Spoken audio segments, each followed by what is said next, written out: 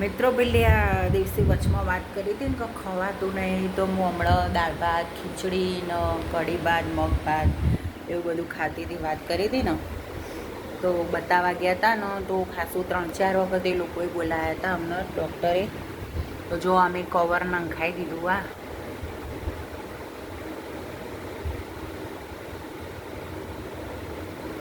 દોતમાં cover નંખાયું. એટલે છે ને બહુ હસવાની જરૂર નહીં કોઈને, કે ઉંમર નાની હોય ને તો પણ કવરે નંખાવવું પડે, દોતે નંખાવવું પડે, નવું બધું જ નંખાવવું પડે.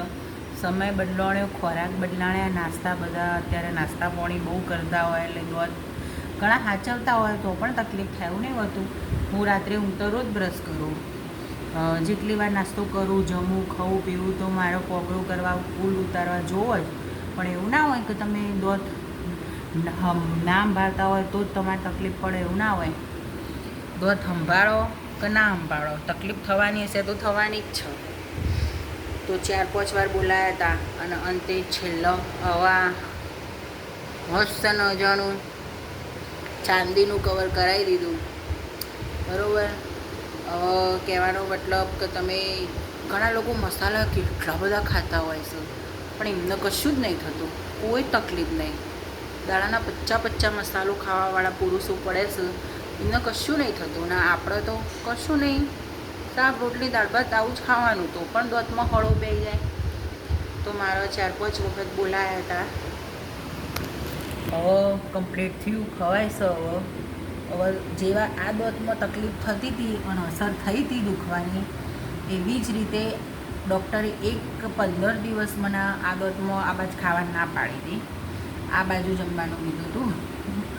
તો આ બાજુ જમતી હતી ને તો આ બાજુ થોડું ચાલુ થયું, એટલે ભગવાન કરે 6 મહિના કાઢી દઈશું, પછી આ દોતનું સંભાળીશું. એટલે કોઈને હસવાનું નહીં, બધાનો વારો આવે. દોત તમે સારા સાચવો કે ના સાચવો, આ વસ્તુ તો બધાને થવાની.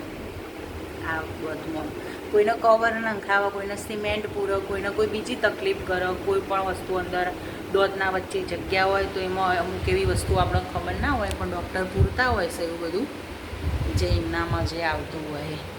એટલે કહેવાનો મતલબ ગમે તેટલું સાચવો શરીર, ગમે તેટલું તમે પેલું કરો, પણ જે સમય આવશે, જે થવાનું છે તો થયા વગર તો રહેવાનું જ નહીં મિત્રો. એટલે નાસ્તા પાણી તો આપણે ફૂલ કરીએ છીએ, જલસાથી ખાઈએ પીએ છીએ. થોડા દિવસ ના ખવાડ્યું પણ અત્યારે એવું કહ્યું કે ઘરડો માણસો જે શું બિચારો દોત વગરનો કેવી રીતે ખાતો હશે, કેવી રીતે રહેતો હશે. આપણને એક દોતમાં આટલી તકલીફ થઈ જાય તો બિચારો ઘણો દુનિયામાં જેનો દોત જ નહીં, બિચારો ઉંમરલાયક જે હોય છે. તો દોત વગર તો ખરેખર મિત્રો ચાલે એમ નહીં.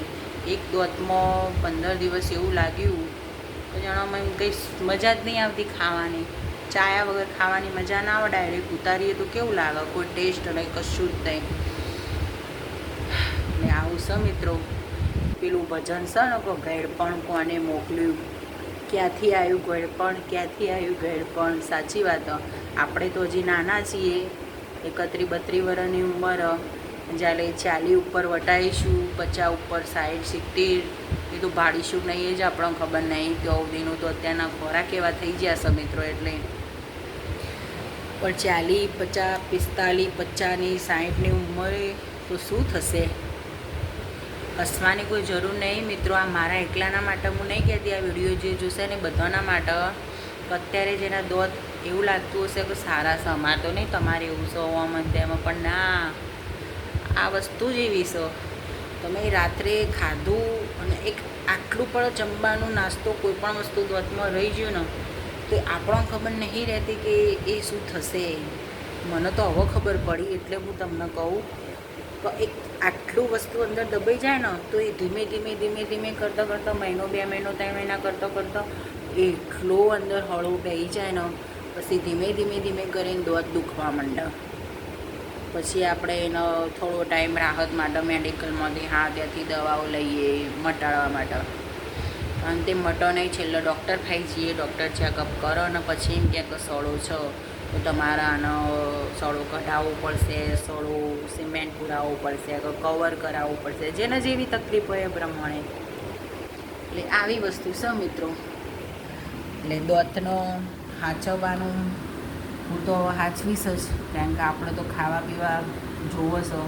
પછી ભલે કોઈ કહેતું કે બાપ રે આ તો ભેંસ, તો આવી કમેન્ટ કરી દે મને કે બાપ રે આ તો ભેંસ, તો ભેંસ શું ભેંસ શું ભેંસ